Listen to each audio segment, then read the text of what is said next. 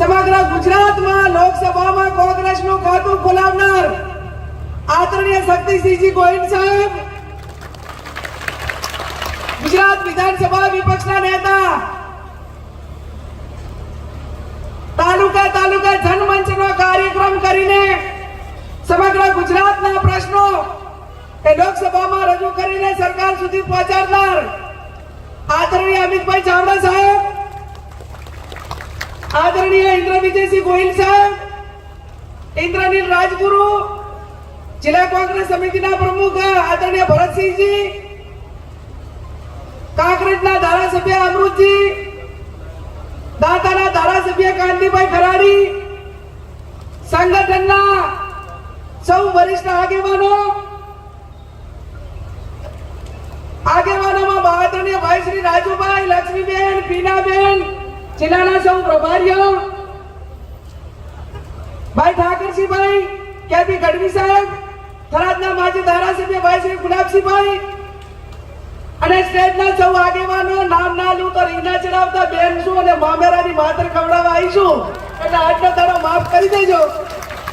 એવા સૌ સ્ટેજ ઉપર બિરાજમાન સૌ મારા ભાઈઓ, મા વિધાનસભાના મા બાબર સોઈગામ ત્રણેય તાલુકામાંથી ગામડાથી વધારેલ સૌ મારા વરિષ્ઠ આગેવાનો, વડીલો, યુવાન ભાઈઓ, વરસાદે મંડાણ વાડ્યા છે, સુગંધ છે. મને એક પ્રસંગ યાદ આવે છે અને રાજુભાઈ કાલે ધણીધર ભગવાનને પ્રાર્થના કરતા હતા કે બેન વરસાદ આવે તો સારું. અને મને એક એવો પ્રસંગ યાદ આવે છે કે રાહુલજી જ્યારે 4000 ની પદયાત્રા પૂરી કરીને શ્રીનગર પહોંચ્યા અને પૂર્ણાહુતિના દિવસે અમે પણ ત્યાં હાજર હતા.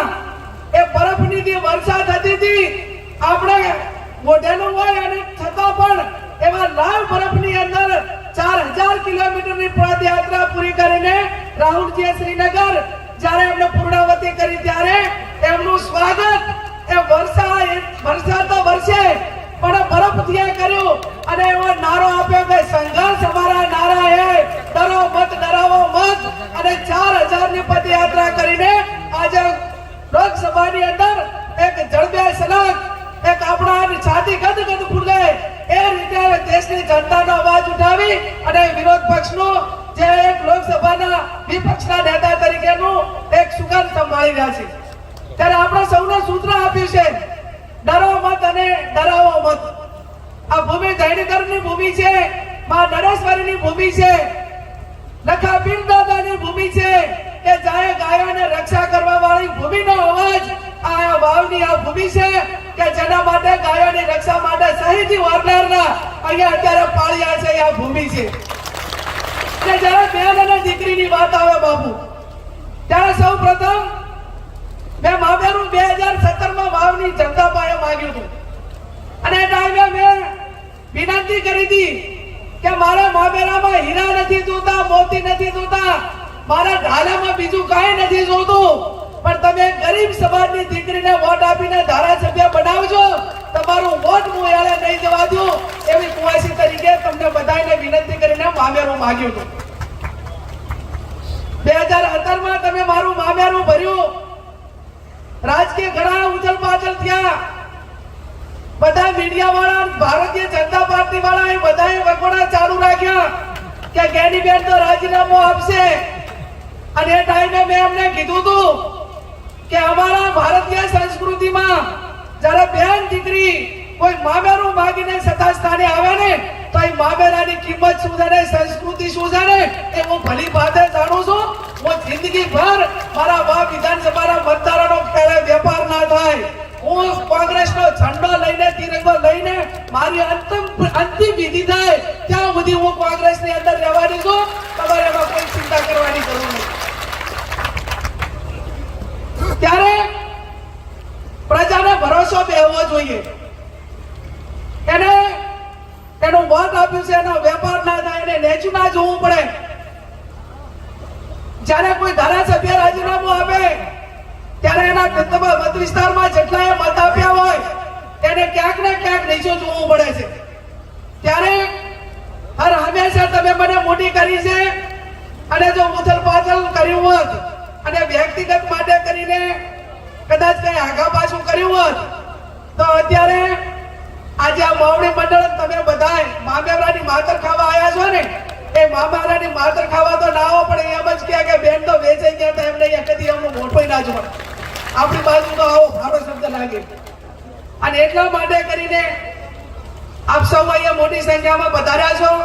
ભાઈ ઠાકરસિંહભાઈએ કહ્યું એ પ્રમાણે આ વિસ્તારના ખેડૂતોને ખારાશનો પ્રશ્ન હોય, કેનાલના ગંદા પાણીનો હોય, રસ્તાઓનો હોય, ગામથી ગામને જોડતા તમારી આપણી બનાસકાંઠાની એક લોકસભાની સીટ જીત્યા. અને લોકસભાની અંદર તમે સાંભળ્યું છે કે આપણા નેતા લોકસભા વિરોધ પક્ષના નેતાએ ભારતીય જનતા પાર્ટીને દેશના વડાપ્રધાન સામે આંખમાં આંખ મિલાવીને આંગળી સામે કરીને કીધું કે આવનાર સમયની અંદર અમે તમને ગુજરાતમાં હરાવશું ને હરાવશું.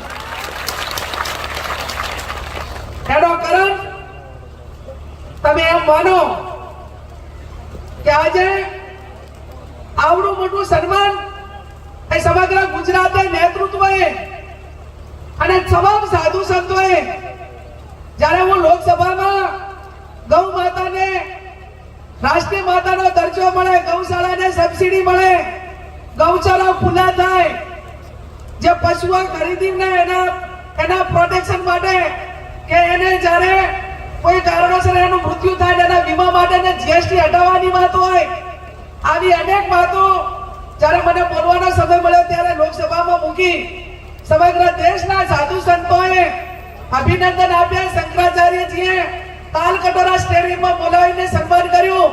આ મારું સન્માન નથી, આ બનાસકાંઠાની જનતાનું સન્માન છે, આ મારા પ્રદેશના નેતૃત્વનું સન્માન છે.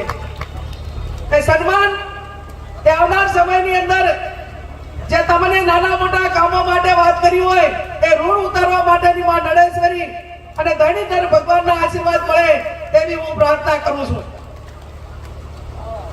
આ વિધાનસભાની પેટા ચૂંટણી આવવાની છે.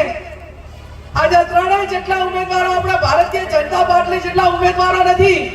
જેમ એમના લોકસભામાં 70 જણા માગણીદાર હતા, એમ આમાં પણ હું માનું ત્યાં સુધી 25, 26, 28 આંકડો પહોંચ્યો છે. પેટા ચૂંટણી ની ટિકિટ માટે હું આ વિધાનસભાની જનતાને બે હાથ જોડીને વિનંતી એટલી કરું કે કદાચ મેં રાજીનામું ના આપ્યું હોત તો હું 2027 સુધી ધારાસભ્ય તરીકે રહેવાની હતી.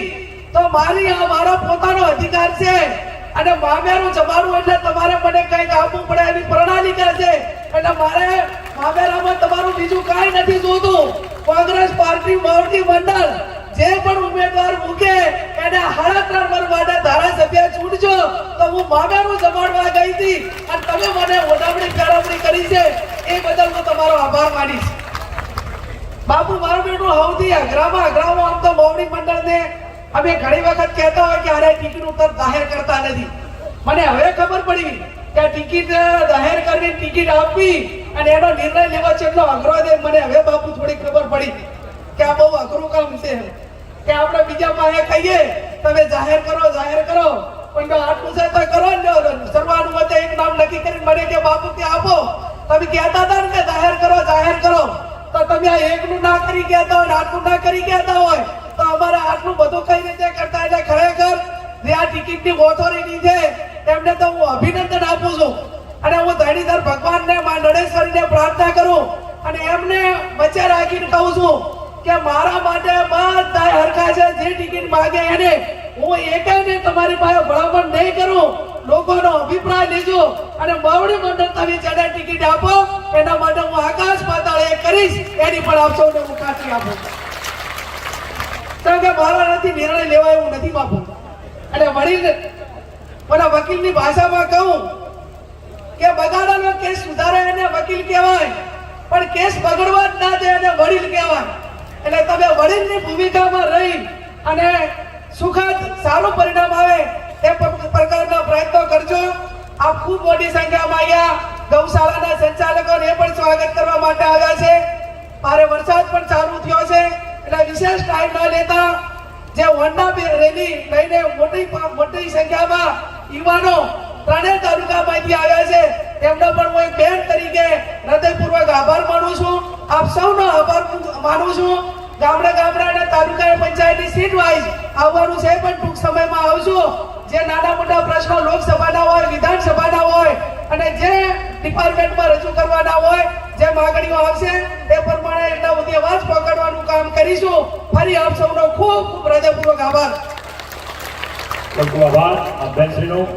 અહીં ગુજરાત વિધાનસભા વિરોધ પક્ષના નેતાશ્રી વૈષ્ણવજન તો તેને કહીએ જે